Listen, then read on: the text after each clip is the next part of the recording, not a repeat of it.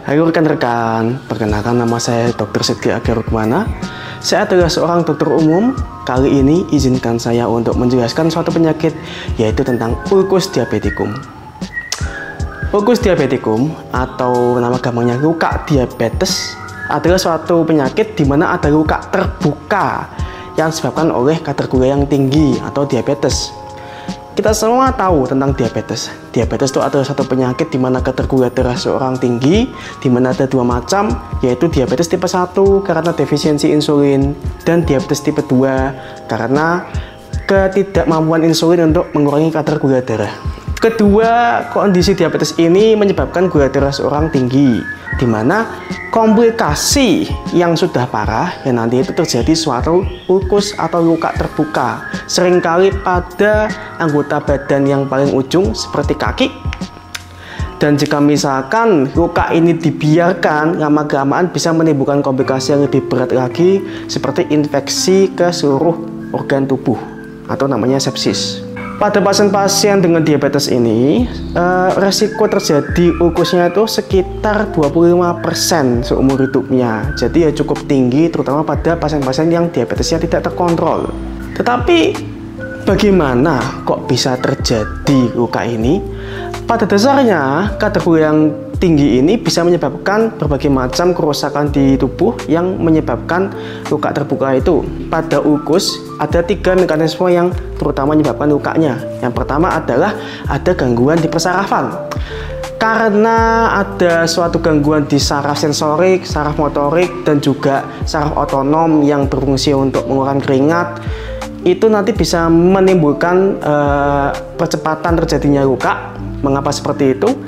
Bayangkan seperti ini, kita kan di kaki itu pasti jika misalkan ada suatu stimulus rangsangan bisa saja muncul nyeri. Misalkan saya cubit, misalkan diberi api atau mungkin kedinginan, pasti kaki atau tangan tuh akan merasakan nyeri. Nah, pada pasien-pasien diabetes ini karena saraf sensoriknya itu sudah mulai terganggu, maka nanti rasa nyerinya itu akan berkurang dan anggapannya kita itu menjadi tidak tahu jika ada stimulus-stimulus yang merusak kaki atau tangannya ini. Ya anggapannya seperti misalkan sarafnya sudah rusak, mau kakinya dibakar pun tidak akan terasa. Maka kalau misalkan sehari-hari ada stimulus-stimulus yang menimbulkan kerusakan kakinya, tidak akan terasa. Maka akan dibiarkan lama-lama stimulus-stimulus ini bisa semakin merusak kaki. Nah kita sehari-hari kan kaki kan mungkin terasa pegal atau mungkin menginjak sesuatu, itu kan juga menimbulkan nyeri. Nah kalau tidak terasa, ya kan tidak akan dihindari rangsangannya sehingga lama-lama menjadi luka. Kemudian kadar gula yang tinggi itu juga efek jangka panjangnya menyebabkan kerusakan di pembuluh darah.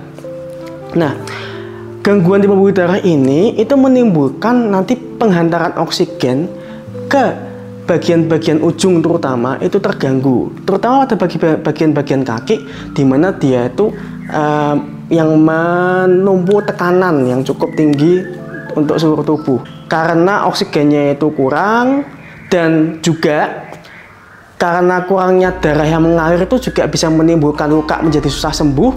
Lama-lama luka ini akan menjadi lebih parah ya karena kurangnya oksigen yang diantarkan ke anggota tubuh itu. Nah, kemudian jika misalkan ada suatu pemicu, misalkan kaki saya itu tertusuk suatu paku atau mungkin tertusuk suatu benda apalah. Nah, itu kan terjadi suatu luka. Luka itu menimbulkan infeksi.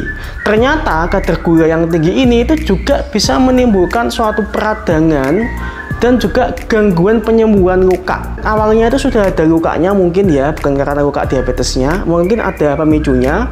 Karena ada kadar gula yang tinggi ini, penyembuhannya akan semakin sulit dan akan semakin berisiko menimbulkan suatu luka terbuka atau ulkus. Nah, pada akhirnya ketiga faktor itu, suatu gangguan saraf, gangguan pembuluh darah, dan juga mungkin infeksi sekunder yang dipicu oleh suatu luka ringan itu bisa menimbulkan ulkus karena kadar gula yang tinggi. Jika misalkan orang itu mengalami ulkus, sebenarnya itu bagaimana kita tahunya? Ya kita lihat langsung.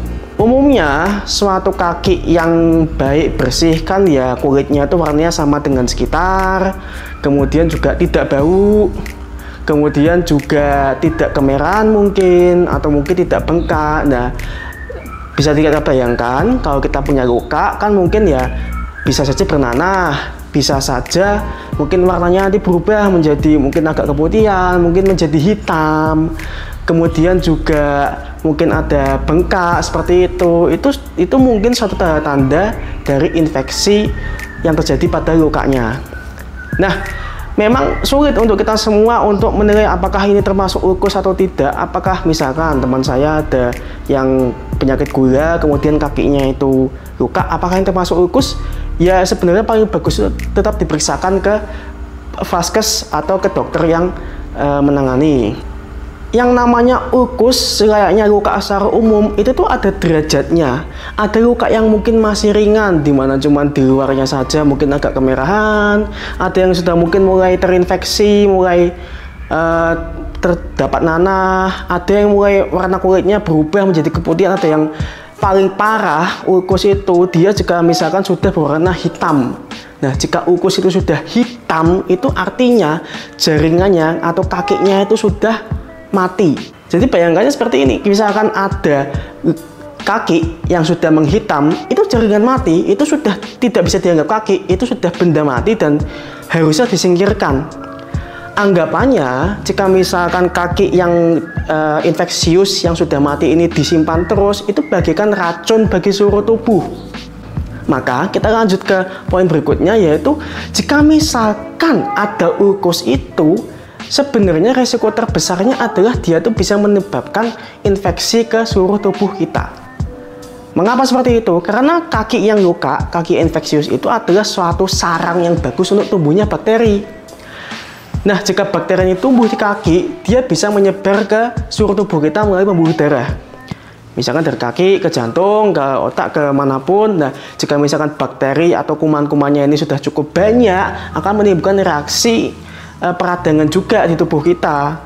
Nah, lama-lama akan terjadi infeksi di seluruh tubuh, namanya yaitu sepsis. Nah, jika sudah sepsis, maka tubuh kita ya termasuk sudah sakit berat. Dan sepsis pun akan berujung ke bermacam-macam, mungkin gangguan peredaran darah, mungkin gangguan fungsi jantung atau syok, dan lain-lain. Intinya keadaan sepsis ini nanti ujungnya mengancam nyawa, sehingga suatu penyakit yang ringan seperti hanya luka kecil saja bisa berujung ke penyakit yang mengancam nyawa. Nah, sekarang bagaimana kita cara menangani ulkusnya ini? Ya, pertama tunggu dulu. Kita harus tahu apakah lukanya itu benar-benar ulkus atau tidak. Apakah masih ulkus yang ringan atau yang sudah berat.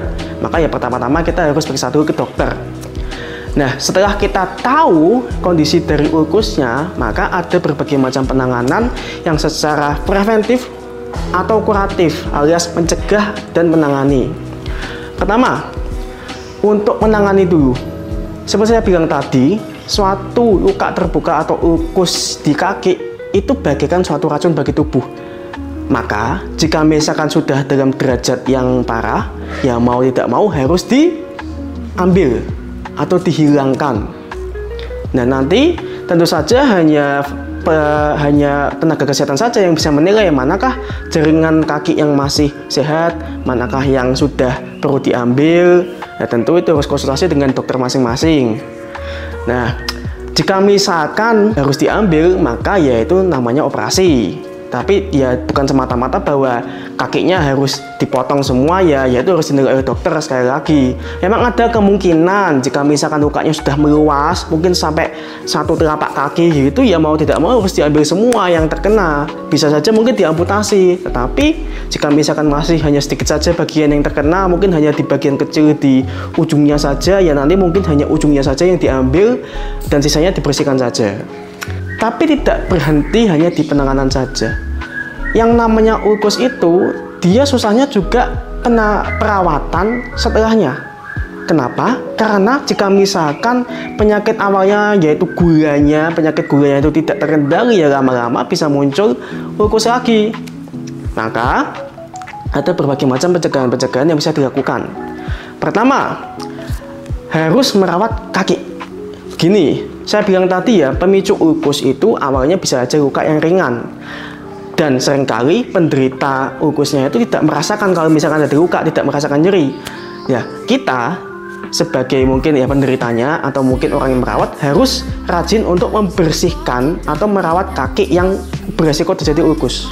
Nah, karena namanya ulkus itu dia utamanya disebabkan karena tekanan kaki. Jadi kan kaki jika misalkan ada suatu tekanan saat menginjak itu kan dia juga menimbulkan kurangnya oksigen, terutama pada pasien diabetes. Nah, itu kita juga mencari cara supaya mengurangi tekanan yang ada pada kakinya itu. Nah, dengan cara apa? Ya, yang pertama, cara yang jarang dilakukan tapi sebenarnya itu bagus adalah dengan menggunakan semacam gips. Ya, gips atau ya alat-alat serupa. Dia itu berfungsi untuk mendistribusikan atau membuat tekanannya itu menjadi merata sehingga tidak hanya satu bagian saja yang tertekan dan mengurangi resiko terjadinya ulkus. Kemudian untuk mengurangi tekanan yang lainnya, kita juga bisa menggunakan suatu sandal atau intinya alas kaki yang empuk. Nah, alas kaki ini tidak hanya semata-mata alas kaki empuk biasa saja, tapi dia memang dibuat khusus untuk pasien-pasien diabetes. Nah, itu mau dicari tahu sendiri, biasanya memang sudah ada alat-alat begitu yang dijual secara bebas. Kemudian ada juga kita harus sebagai mungkin perawat atau sebagai pasien itu ya sekali lagi kembali lagi harus pintar-pintar melihat ini lukanya sudah parah atau belum. Jika misalkan nanti sudah parah ya kita harus tahu, kita harus sadar diri bahwa kita tuh harus segera ke dokter. Kemudian metode lain untuk mencegah terjadinya ulkus yang paling pasti adalah mengendalikan kadar gulanya.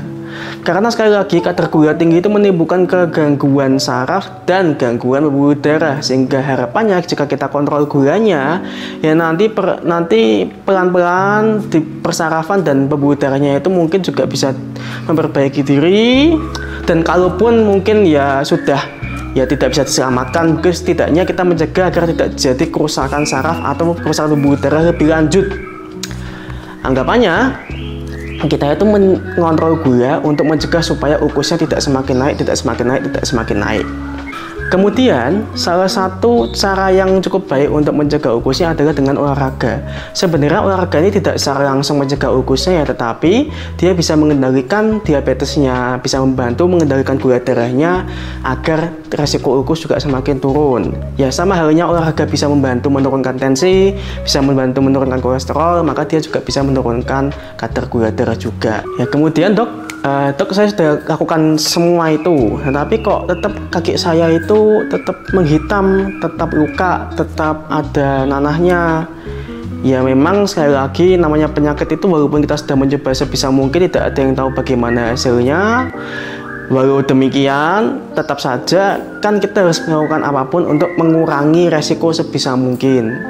Sehingga saya simpulkan intinya adalah pada para penderita ulkus diabetikum, jika misalkan sudah terjadi ulkus, maka ulkusnya harus diambil atau harus dibersihkan. Kedua, kita harus mengatur gula darah atau menjaga gula darahnya agar tidak semakin tinggi atau setidaknya terkendali lah.